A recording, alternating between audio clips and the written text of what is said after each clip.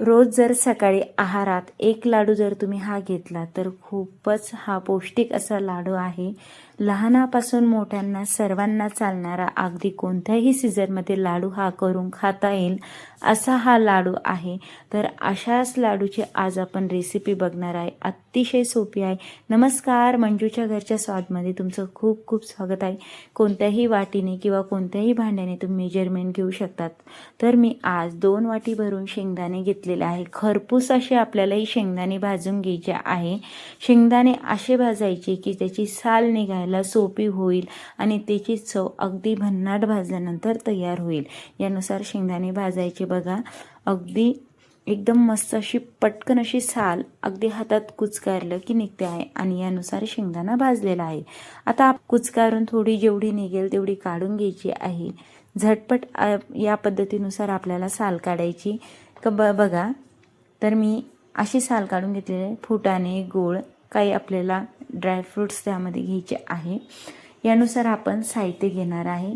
खूप कमी साहित्यात आणि खूप टेस्टी असे लाडू बनतात आणि करायला म्हणसा तर खूपच अगदी 10च मिनिटात तयार होणार आहे. तर सुरुवातीला एका कढाईवरती अगदी 2 चमचे साजूक तूप आपल्याला घ्यायचं आणि त्यासोबतच थोडासा सुकामेवा, काजू, बदाम आणि गोडंबे घेतलेला आहे. तुम्ही तुमच्या आवडीनुसार वेगवेगळ्या प्रकारचे ड्रायफ्रूट्स त्यामध्ये घेऊ शकतात. तुम्हाला जे आवडतात ते तुम्ही त्यामध्ये टाकू शकतात, तरी पण ते चालतात बरं का.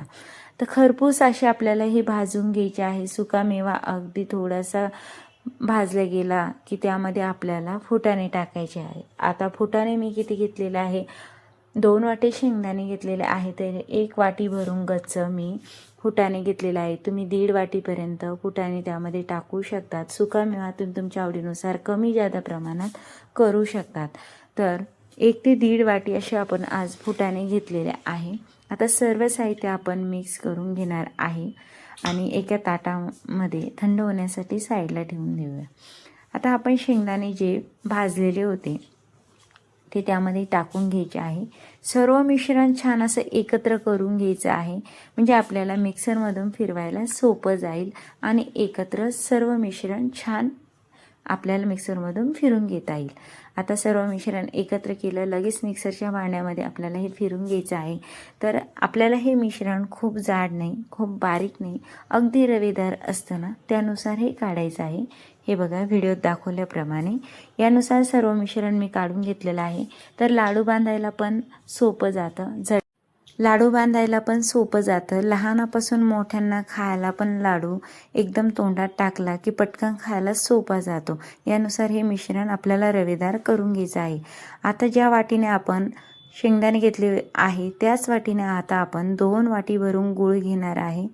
3 ते 4 चमचे आपण पाणी घेणार आहे. 2 चमचे साजूक तूप त्यामध्ये टाकून घेऊया.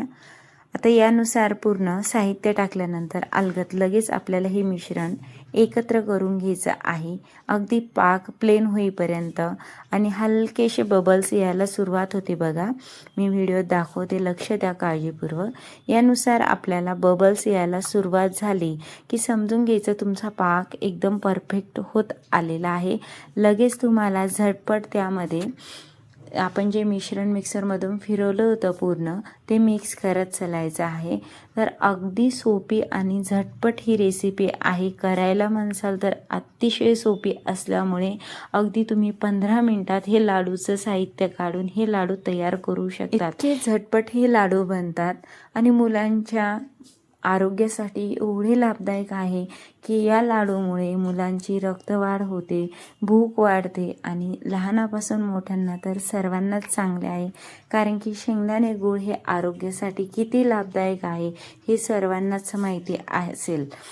तर आता एकदम मस्त असं सर्व मिश्रण छान एकत्र केलं आणि गॅसवरून आपण ही कढाई खाली घेणार आहे आणि थोडंसं थंड झालं की लगेच हे मिश्रण थोडंसं कोमट असतानाच आपल्याला झटपट हे लाडू बांधायचे आहे. खूप जास्त वेळ लावायचा नाही, नाहीतर पुन्हा थोडंसं असं सुकं झाल्यासारखं होईल. त्यामुळे झटपट जितकं फास्ट लाडू बांधता येईल तितके झटपट आपल्याला ह्या मिश्रणाचे लाडू बांधून घ्यायचे आहे. तर बघा सुंदर असा छान गोल गोल लाडू मी बांधून घेतलेला आहे. तर पटापट हे लाडू बांधून घेतले. म्हणजे 10च मिनिटात हे पूर्ण लाडू तयार करून घेतलेला आहे. तर एकदम मस्त असे आजचे आपले लाडू तयार झालेले आहे. तुम्हाला जर आजची रेसिपी आवडली असेल तर पटकन लाईक करा, सबस्क्राईब करा आणि प्लीज मला सपोर्ट करा. यानुसार मस्त छान छान लाडू झालेला आहे आणि घरामध्ये 15 दिवस मुलांना पौष्टिक लाडू झटपट पद्धतीनुसार तयार झालेला आहे की जे मुलं खूप आवडीने खातात. तर चला, अशीच रेसिपी तुम्ही पण एकदा नक्की करा आणि बघा किती मऊसूद बनतात. यानुसार आतमध्ये पर्यंत एकदम भारी असा हा लाडू तयार होतो. तर पुन्हा भेटूया, तोपर्यंत बाय बाय.